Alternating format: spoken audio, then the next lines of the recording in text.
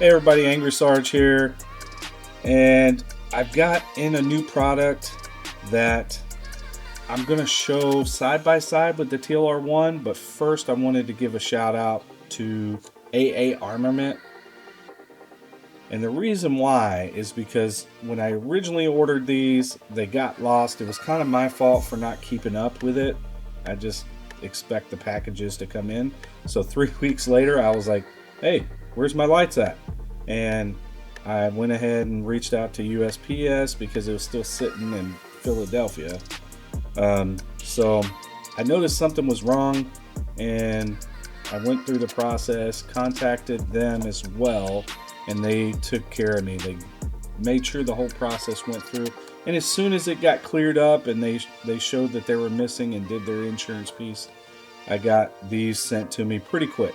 So I want to say thank you to AA Armament.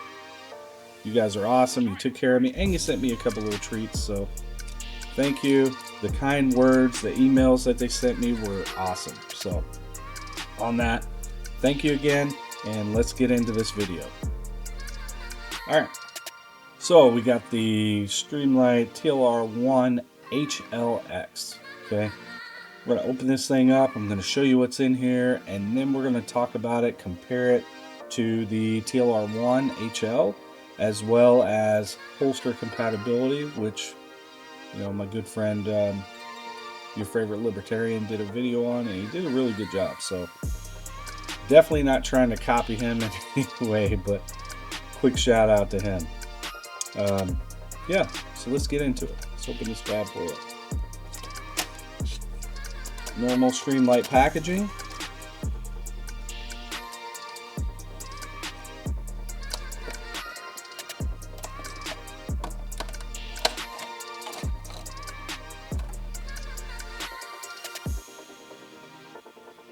All right, so we got the light right here, which we're going to notice some things about it. We got some rechargeable CR123s, which is different for me. I don't have, they're called SLB9s. So 123 sized, should I say. Okay. Comes with a power cord, charge it, all that fun stuff. It comes with 2 heads on it, I guess, so you can charge both at the same time. Pretty cool. And then it comes with all these keys and stuff, a manual if you really want to know, sticker, all that stuff that, you know, comes with. And it talks about how you disassemble it, how you change the batteries and stuff like that. So there are some changes between the two. We're going to see switch controls. You can change that because these are definitely different. So let's clear this out of the way. And let's talk about this. So the things I'm going to say about this is there are some unique changes and how you access the battery compartment.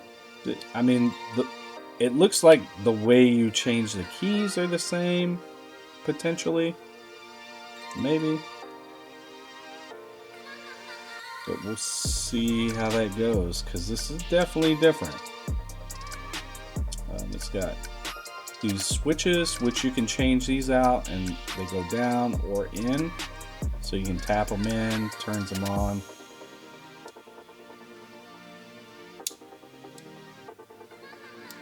Okay. That's how you open it. So you push the button on the side right here, flip it up, and then pull down. And that's how you access your battery compartment. Right there.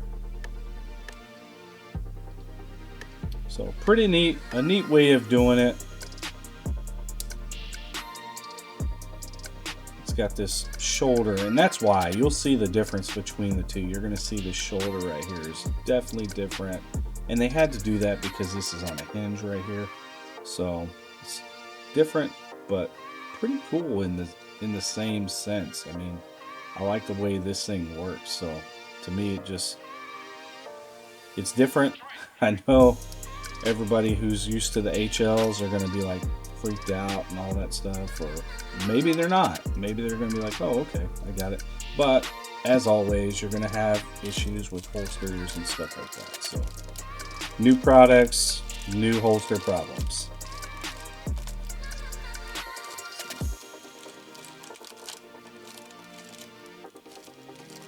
All right, so we got the keys. I got to change this out anyway. Oh, tool.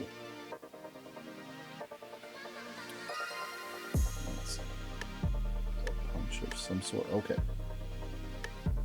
Now let's see if this comes out the same way. There used to be like a little Allen key that you just rolled out and you can change this out, but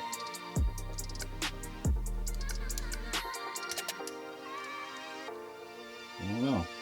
This is definitely different.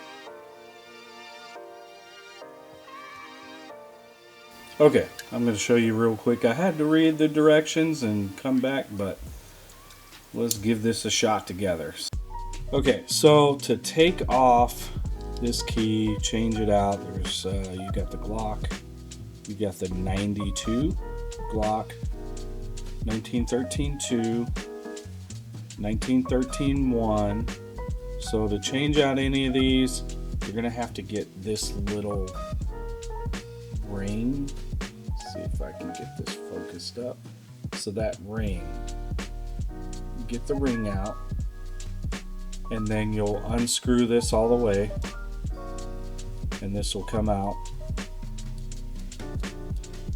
because that's a retaining ring, so it's going to retain that, hold that in there. So you get that out, you can change it, drop it in, do all that stuff. So, you know, find what's going to work for you, as well as you can change these too. The manual's pretty good about addressing it and showing you how. But like this, you can have the high switch if you want. See that, where you can touch it like that and then push it in. So you get a few little options, which helps in customizing this light to fit your needs. So the one thing I will mention from what I've seen, if you run the CR123s in this, right, you are not going to get the same performance as it talks about on there, as far as what you're going to get, the 1500 lumen, whatever the candela is. You're not going to get the same as you would these USB-C batteries, because I guess they're pushing more power per se. So if you're going to run the CR123 your best bet's just to get a HL, TLR-1 HL. Just get that. It's the same. It's going to run the same.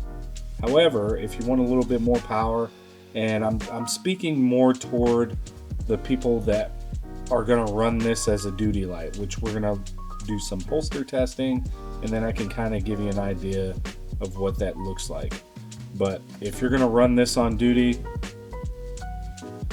you want this one, period. So get the rechargeable battery one, that's the one you want, and just go there. So it's got to say the USB. See, there's two models. You got the HL X and then the HL X USB. That's the one you want. Okay, so make sure you get that one. I like the simplicity of this. I mean, it makes sense. This is going to help with getting your. Of course, it's going to show you on the side. That goes like that. This one's going to go like this. Hit it, pop it, and I've already got it going. So it's pretty bright. So then you can do the tin tap, turn the strobe on, off, stuff like that. So all the instructions are in the manual if you want to mess with that. I like having the strobe, so I'm probably gonna do a quick video showing you how to get this to strobe and kind of go from there. But let's move on to the comparison. We'll take all this stuff out of the way and we'll compare the HLX to the HL, see how they fare, and then we'll do some holster fitting.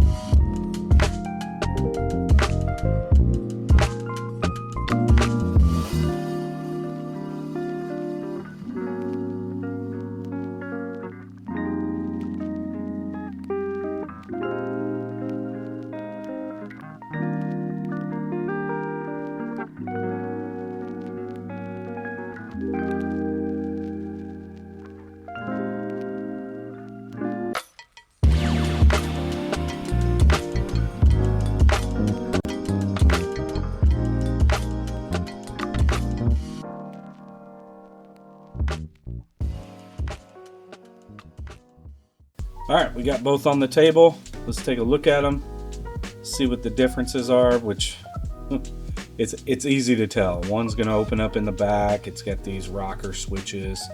Yeah, it's a little dirty, but it's a duty light, so it's gonna get a little dirty. Now, the one thing I like about this that you're not gonna get with this because of the battery compartment is if I wanna change the key, take an Allen wrench, screw that out, and then I can change the key. Pretty easy, a lot faster, and then I can keep that retaining spring right there, the retainer. The rockers are good. I don't mind them. Let's do a side by side. And you can see this one's definitely a little brighter. Hotter beam right here, it seems like, as far as the center. So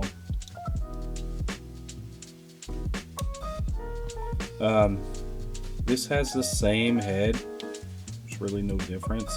And then you're gonna see that this has the frosted and this one doesn't. So it has the little cone that is frosted and this one doesn't. So I mean, that's pretty much the only differences with the lenses. Let's see, I can take this off so you can see.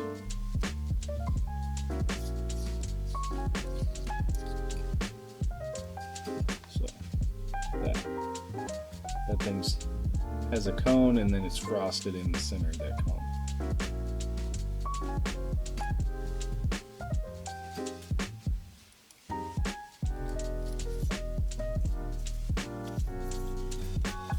That's it. That's pretty much the only differences in the lenses. Now you'll see the shoulders. This one's more chamfered and sits back, whereas this is kind of a ledge, if that makes sense. Which could cause issues with hanging up. I don't have too many issues with that reholstering, but this will make it a little bit easier to reholster with the chamfer versus having a ledge.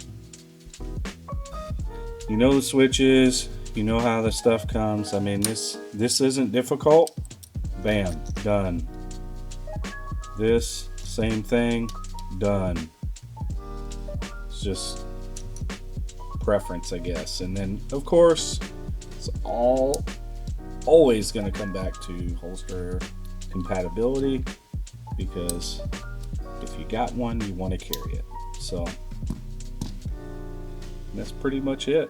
It's basically the same body. It's got a few little changes down here because of that hinge. This one's flat, has a round right here for the lens to kind of go off of. That's it. It's got this bigger ledge, and then this one has the smaller ledge. That's it. Now let's see what holsters this thing's gonna fit in. All right, so since we're trying out holsters and stuff and we know where it's going to get stuck, or at least I do, I have a feeling it's going to be on this because that's new. Not so much the shoulders, maybe a little bit here on the bottom, potentially. We're going to see some drag, but mostly there for sure. So we're going to start with a custom holster. This one was made by my buddy Eric at Alpha Omega Kydex, which if you're interested in good quality Kydex holsters, you can hit him up and use code Angry Sarge and you'll save yourself 15%.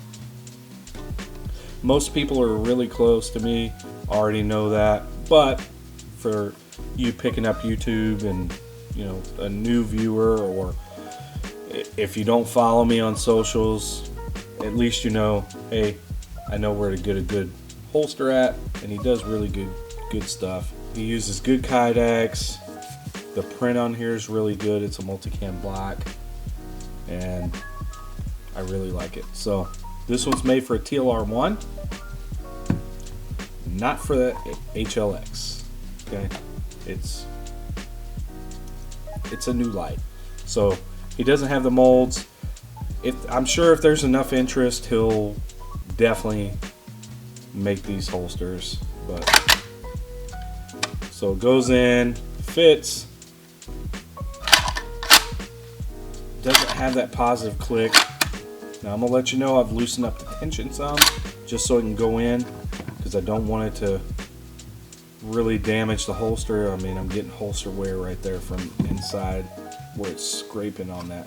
So a normal, tighten down, good tension, it's gonna have an issue going in and out.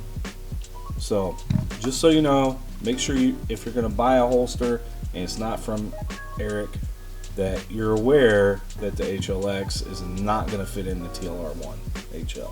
Okay. Alright, speaking of custom stuff, let's try this in a PL350 holster that was made by my former company. Doesn't exist anymore. We're not going to get into that, but let's see if it fits. It does not. It does not even go in. It won't even try. So we know custom Kydex stuff, it's just not forgiving. It's not going to work. So let's try some other options. We got the Blackhawk T-Series, level 3. Let's see how this works. Okay, does go in there. So for duty, let's talk about duty on that. Okay, duty purposes, now you've already got an option right here with the T-Series. The T3 fits perfect in here.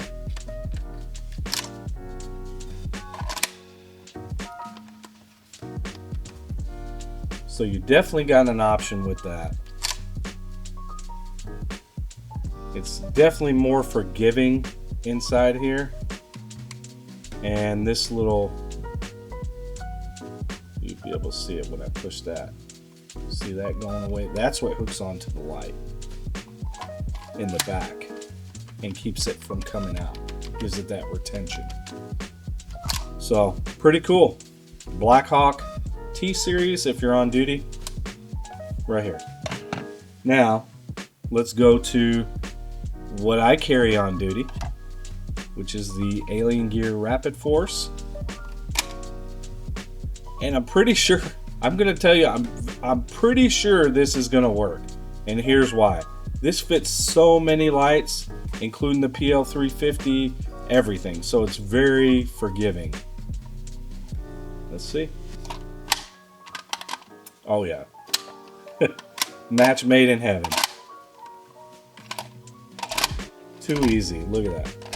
And like I said, these are very forgiving. So that light box in here is definitely bigger, and you can tell.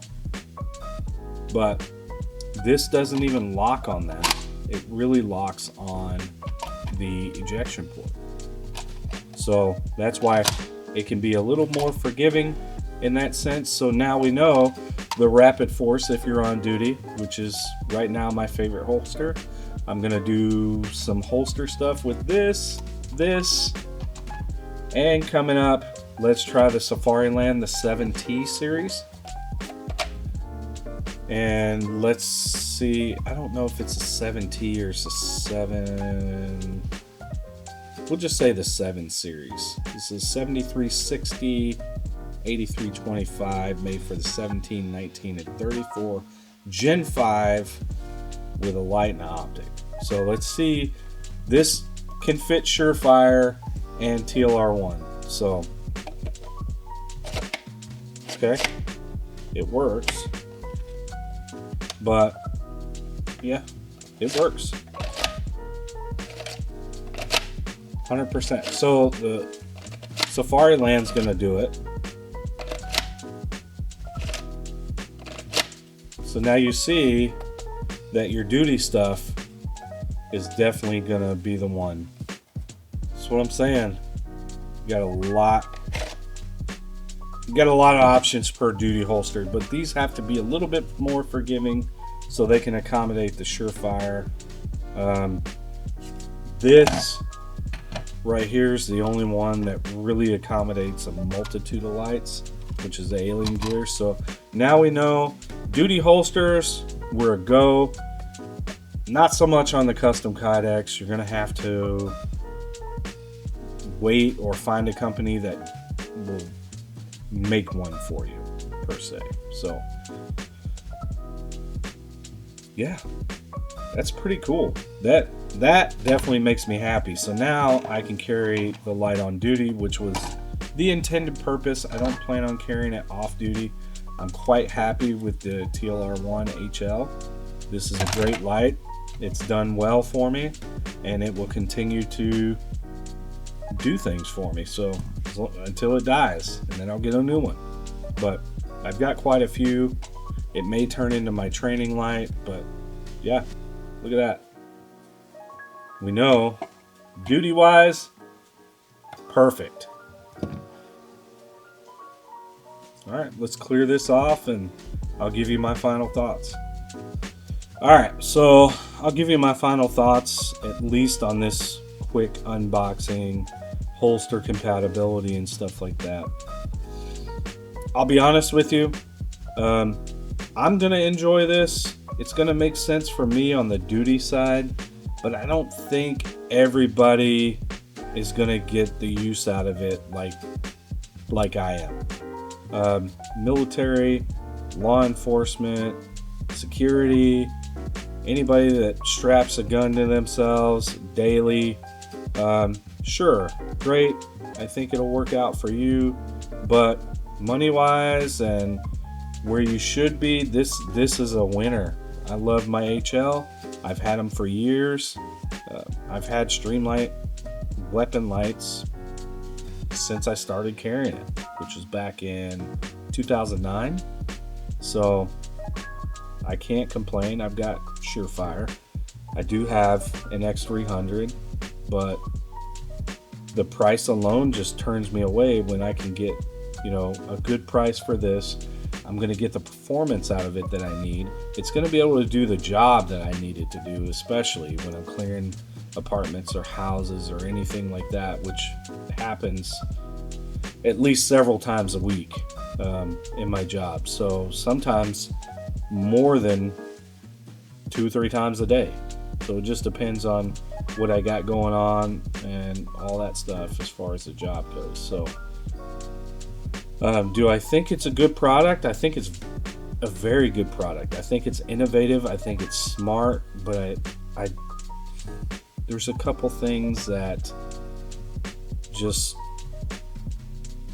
isn't, I don't know. I don't it's just not as easy to operate as this. So yeah, do I wish I had these electric switches on this? Sure, that would be cool, because I am a fan of these. They're really good, very intuitive. But I've been running this for so long that I already know how it runs. I know hand placement, all that fun stuff. So it's like nothing for me to operate this thing, because of everything that I've done. Time, I know when I come out here, I can activate it here and go temporary, or I can activate it here to go full on. So there's options. Everything's dependent on what I'm doing, how I'm operating this. So it just, if I know I need a quick peek, I can hit it with my support thumb. If I know I'm going to be pointing this at somebody and getting a good ID, holding them at gunpoint until I get back up there, you know, I'm going to flip the constant. So this is crazy. It's just boom, touch, you know, or down. So